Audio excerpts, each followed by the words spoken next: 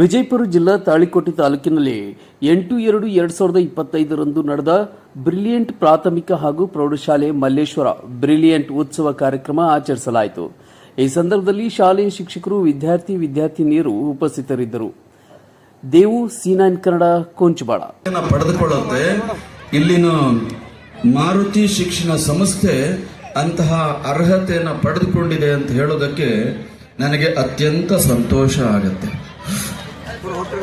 ರಾಮಾಯಣದ ಒಂದು ಕಥೆಯನ್ನ ಈ ಸಂದರ್ಭದಲ್ಲಿ ಶಿಕ್ಷಣ, ಸಂಸ್ಕಾರ, ನಮ್ಮ ಮಕ್ಕಳ ಭವಿಷ್ಯ, ದೇಶದ ಭವಿಷ್ಯ ಇದೆಲ್ಲವೂ ಅಡಗಿರೋದ್ರಿಂದ ನಾನು ರಾಮಾಯಣದ ಒಂದು ಸಣ್ಣ ಕಥೆಯನ್ನ ನಿಮ್ಮ ಮುಂದೆ ಹೇಳೋದಕ್ಕೆ ಬಯಸ್ತೇನೆ.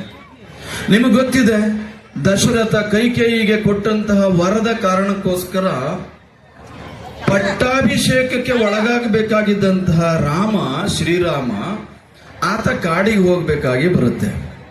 14 ವರ್ಷ ವನವಾಸ ಮತ್ತು ಅಜ್ಞಾತವಾಸ ಇದನ್ನು ಅನುಭವಿಸಬೇಕಾಗಿ ಬರುತ್ತೆ.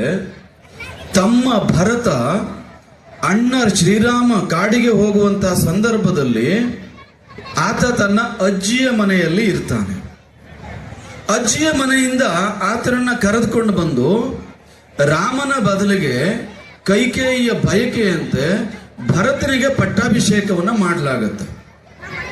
ಪಟ್ಟಾಭಿಷೇಕ ಮಾಡಿದ ನಂತರ ಭರತನಿಗೆ ಅನಿಸುತ್ತೆ ಅವನು ಪಾದುಕೆಯನ್ನ ಇಟ್ಟು ಪಟ್ಟಾಭಿಷೇಕವನ್ನು ಮಾಡಿಕೊಂಡಿದ್ದು, ತನಗೆ ತಾನು ಕಿರೀಟವನ್ನು ತೊಟ್ಟುಕೊಳ್ಳಲಿಲ್ಲ.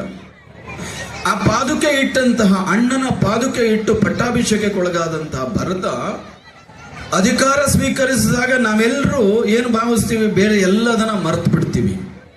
ನಮ್ಮ ಅಣ್ಣ ತಂದೆ ತಾಯಿಗೂ ತನ್ನ ಮಗು, ತನ್ನ ಮಗ, ತನ್ನ ಮಗಳು ದಡ್ಡ ಆಗಬೇಕು ಅಂತ ಅನ್ಸಲ್ಲ. ಅವನು ಅಥವಾ ಆಕೆ ಬ್ರಿಲಿಯಂಟ್ ಆಗಬೇಕು ಅಂತ ಎಲ್ಲರೂ ಬಯಸ್ತಾರೆ. ಅಂತಹ ಬ್ರಿಲಿಯಂಟ್ ಮಕ್ಕಳನ್ನ ಮತ್ತಷ್ಟು ಬ್ರಿಲಿಯಂಟ್ ಮಾಡಿ ಅವರ ಭವಿಷ್ಯವನ್ನು ಉಜ್ವಲ ಮಾಡತಕ್ಕಂಥ ಸಂಕಲ್ಪದೊಂದಿಗೆ ಈ ಮಾರುತಿ ಶಿಕ್ಷಣ ಸಂಸ್ಥೆ ಮತ್ತು ಬ್ರಿಲಿಯಂಟ್ ಶಾಲೆ ಇಲ್ಲಿ ಸತತವಾಗಿ 30 ವರ್ಷಗಳಿಂದ ಕೆಲಸ ಮಾಡ್ತಾ ಇದೆ ಅಂತ ಅದಕ್ಕೊಂದು ಚಪ್ಪಾಳೆ ಬೇಡುವ ನಿಮ್ಮೆಲ್ಲರಿಂದ. ಇಲ್ಲಿನ ಮ್ಯಾನೇಜ್ಮೆಂಟ್ ಅತ್ಯಂತ ಬ್ರಿಲಿಯಂಟ್.